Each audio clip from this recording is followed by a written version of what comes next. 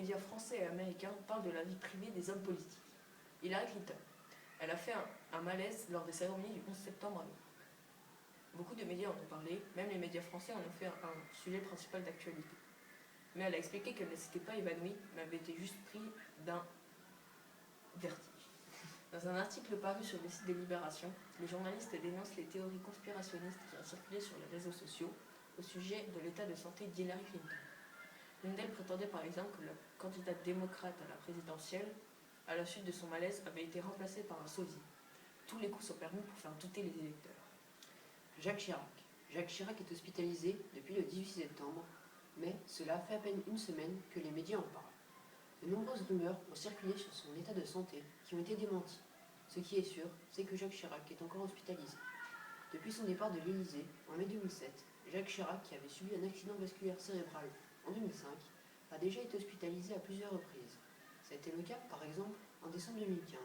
Il avait été alors hospitalisé une quinzaine de jours à la Pitié-Salpêtrière pour affaiblissement.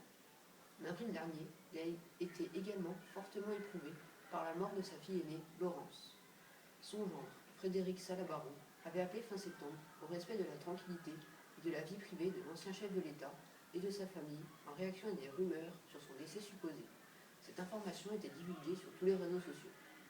On remarque que la vie privée des hommes politiques américains est plus dévoilée dans les médias que celle des hommes politiques français.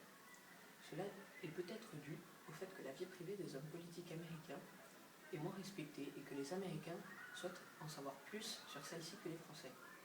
La protection de la vie privée a été affirmée en 1948 par la Déclaration universelle des droits de l'homme.